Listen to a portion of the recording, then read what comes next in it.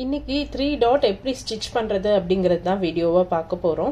இந்த வீடியோல பாருங்க ஃப்ரண்ட்ல நம்ம மார்க்கிங் எல்லாமே பண்ணிருக்கோம். எங்கெங்க டாட் ஸ்டிச் பண்ணனும் அப்படிங்கறதெல்லாம் மார்க் பண்ணிருக்கோம்.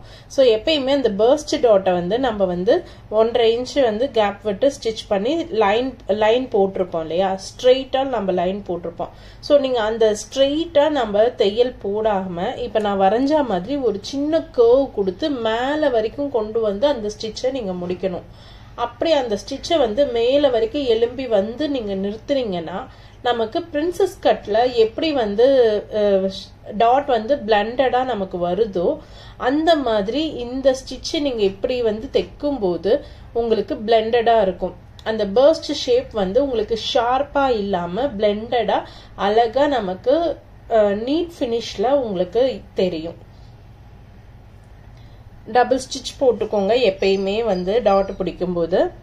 இப்ப பாருங்க போட்டதுக்கு அப்புறம் நீங்க பாத்தீங்கன்னா தெரியும், அந்த நீங்க ஸ்ட்ரெயிட்டா புடிச்சு நிறுத்தினதுக்கும் இப்ப மேல கொண்டு வந்து விட்டதுக்கும் ஒரு அந்த பிளண்டட்னஸ் தெரியுது பாத்தீங்களா. இப்ப நான் கை வச்சு காட்டுறேன் இல்லையா, அந்த பிளண்ட் வந்து நமக்கு இப்படி ஸ்டிச் பண்ணும்போது தான் நமக்கு கிடைக்கும். ஸோ அதுக்கப்புறம் மற்ற டாட்டும் நம்ம பிடிச்சிக்கலாம். இப்போ வந்து மிச்சம் இருக்க 2 டாட்டுமே நமக்கு அந்த பர்ஸ்ட் டாட்டோட 1.5 inches வந்து டிஃபரன்ஸ்ல நீங்க பிடிக்கணும். மேக்சிமம் 1.5 இருந்து 1.75 வரைக்கும் டிஸ்டன்ஸ் இருந்ததுன்னா உங்களுக்கு அந்த பர்ஸ்ட் வந்து உங்களுக்கு ஷார்ப்பா தெரியாம கப் வந்து கப் வச்சு ஸ்டிச் பண்ணா எப்படி இருக்குமோ அந்த லுக் உங்களுக்கு கொடுக்கும். ஒரு பிளண்டட் ஷேப்ல அழகா நீட் பினிஷ்ல இருக்கும்.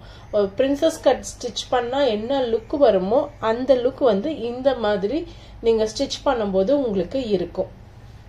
ஸோ இந்த டிப்ஸை வந்து நீங்க ட்ரை பண்ணி பார்த்துட்டு எனக்கு கமெண்ட் பண்ணுங்க எப்படி இருக்குன்னு சொல்லிட்டு. இப்ப நம்ம 3 டாட்டை பிடிச்சாச்சு. நீங்க இப்படி எடுத்து பாத்தீங்கன்னு வைங்களேன், அவ்வளோ அந்த கப் வச்சு ஸ்டிச் பண்ண மாதிரி 3 டாட்டும் அப்படியே எலும்பி நிற்கும்.